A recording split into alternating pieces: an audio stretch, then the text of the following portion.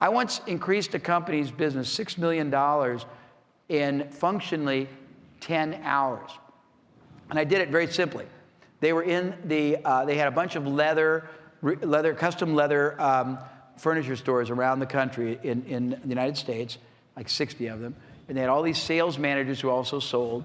And I brought them all together in a room, and before I brought them in, I asked the company to tell me all the different processes they were involved in. They were involved in running ads and writing ads. They were involved in embracing people when they walked in the door. They were involved in trying to sell them when they were there. They were involved in following up if they didn't have what they wanted. They were involved in following up after they bought one thing to try to sell them more. There were like 20 different items we found that they were involved in. And I asked them then to analyze who amongst their 60 or so store managers had the highest performance levels in each of those 20 or so categories, and they never looked at that. And we found it's always going to be like the Pareto principle. You know what Pareto principle is, the 80-20 rule? You always find that 20% of the people will excel, but in different things. So maybe the 20% who excelled in closing people who walked in the door weren't the same 20 who excelled in getting larger units of sale, and they weren't the same 20 who excelled at getting people to buy more things after they left, and they weren't the same 20 who excelled in getting more referrals. So we figured out, well, who the 20% were in each group of excellence, and I just interviewed them. And I interviewed them over and over again. And if time allows, in the second half, we're going to interview some people and show them the dynamic of this. But you'll see in this room, if there's 1,000 of you, there's probably 300 different ways you guys drive clients. There's probably 250 different ways you guys try to convert prospects or inquiries to buyers. There's probably 120 different ways in this room alone that you guys have figured out to try to get those people to keep coming back, both passively, actively, strategically, tactically, consciously or unconsciously. Well, I figured out how to get your hands on all these things, cut through all the mediocrity and figure out what really works and what doesn't. An interesting distinction. I'm so blessed because I've been working with so many high-performing companies in my life that I've gotten insights that most people never would be ever introduced to in 10 lifetimes. Last year, I spent a year with the preeminent company in the world in multivariable testing. Does anybody know what that is? Well, it's the process of testing lots of variations and variables to produce massive geometric growth. And these guys have turned companies around, public companies. They've made 300% increases in a year just by studying all the processes. And they found 3 things out. Number one, that 75% of the concepts you would come up with on your own, left to your own devices, are either going to be ineffectual or dangerous. 25, a third of those are going to be actually bring down the performance of what you do. Only 25% of the actions and the ideas you come up with are higher performing ones. And if you don't know what they are yourself, you have a 75% probability of either wasting your opportunity and time or of losing money. But when you bring multiple variables together in an organized, strategic, and systemized manner, the odds are exceedingly high you're going to produce geometric growth. Now, just keep that in mind. It's just hit it. That's Deming 101. Okay. Now, I'm lazy. I am an ethical opportunist. And I submit and suggest that you resign yourself from this day forward, that you want to be an ethical opportunist too. Remember that, I don't know if they have Dr. Pepper here, don't they? Years ago, they said, I'm a pepper, you're a pepper. Wouldn't you like to be a pepper too? Well, I'm an ethical opportunist. Wouldn't you like to be one too? You should be. Let me tell you why. Because an ethical opportunist has an opportunistic attitude towards everything he or she does. They don't want to take 10 years to get somewhere they could take in 10 days. They don't want to spend $100,000 to accomplish something that they could be paid $100,000 to do. I'll give you an example. And I'm an ethical opportunist. Did I ever tell you about my class reunion? No, go ahead. I had a class reunion 25 years ago, and I'm from Indianapolis in Indiana, Midwest. I have a very large family. I have 7 children and a lot of ex-wives. And I wasn't taking all the ex-wives to the reunion, but we were going to the reunion, and it's going to cost me like $12,000. I didn't want to spend $12,000. I thought, I want to be paid to go to my reunion. And my then wife thought I was crazy, but I had a bunch of buyers who bought stuff from me before, and I invited them all to meet me in Indianapolis for an impromptu seminar, and I made $85,000 on my class reunion. And it's nothing more than an attitude. It's an opportunistic attitude to look at everything and ask yourself, where's the overlooked opportunity in here? Where's the tremendous positive in all this? And there always is. There always is.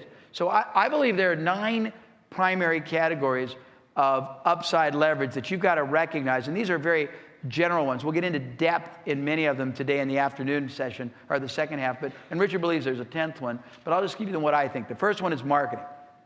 You got incredible leverage in marketing. You have literally, I've seen a change in a headline improve the performance of an ad by over 21 times, 2,100%.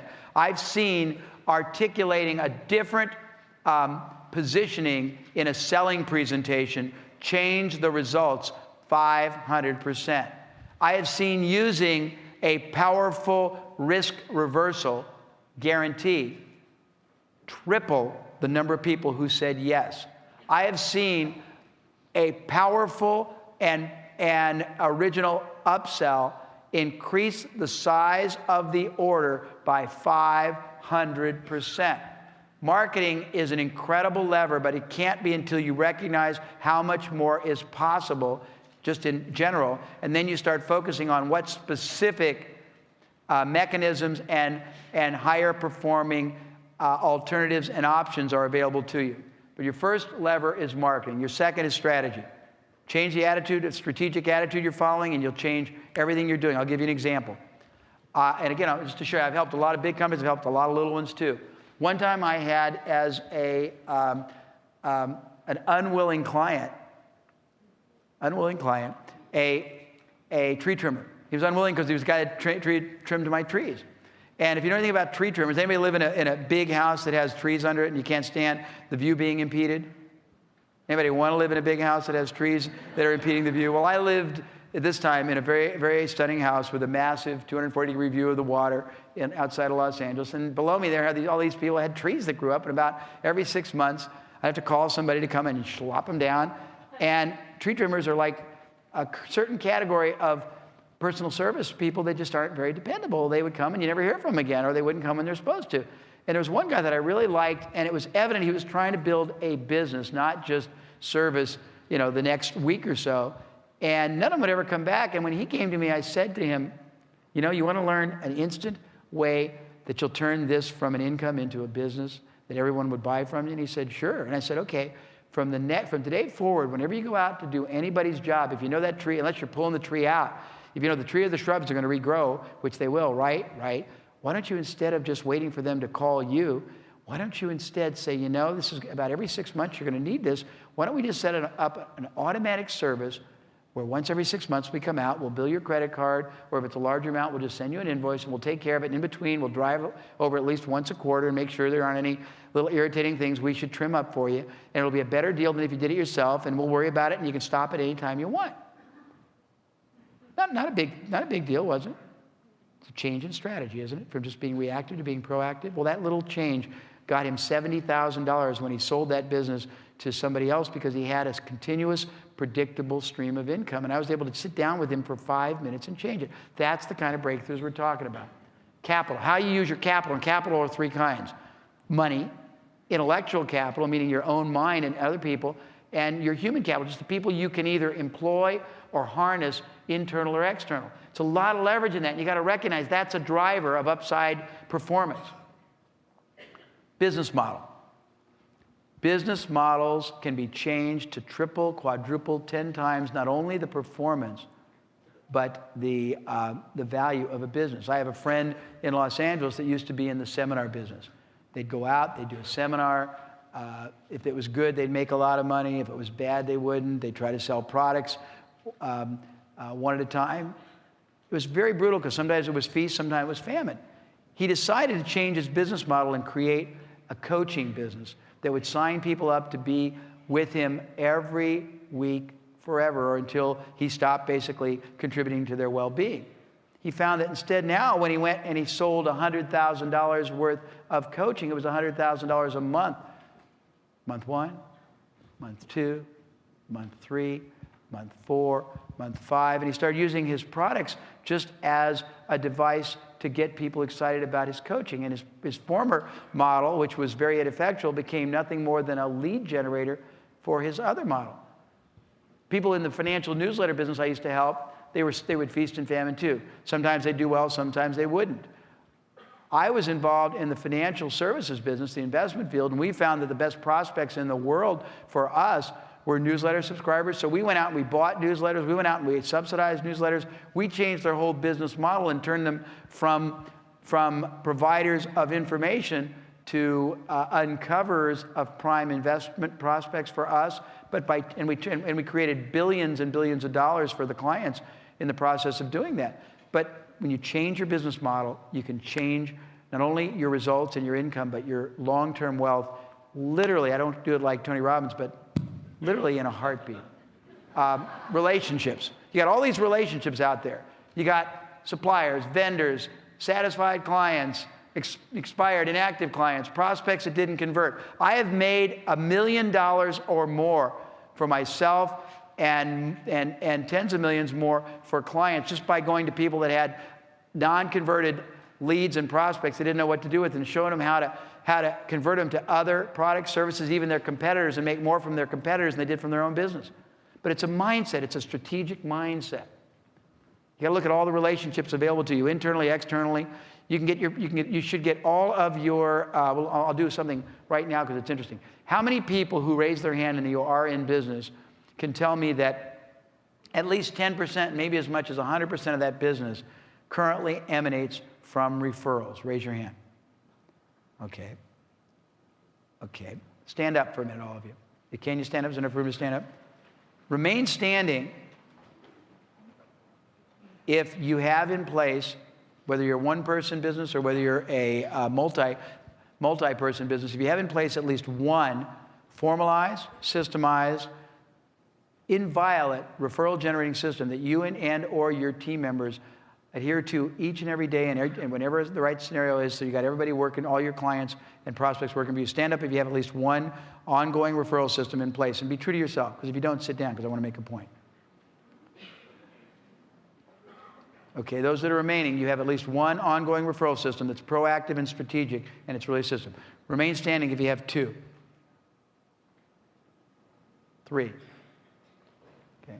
Well, we've studied this. We know 93 different ones, but your clients are your best, and even some clients, some prospects that don't buy, your best source of other future compound business, and yet most people don't even realize the relationships of the thing. You may all sit down. Thank you. Distribution channels. I made a company one time 600% more money just by showing them that they were looking at their business wrong.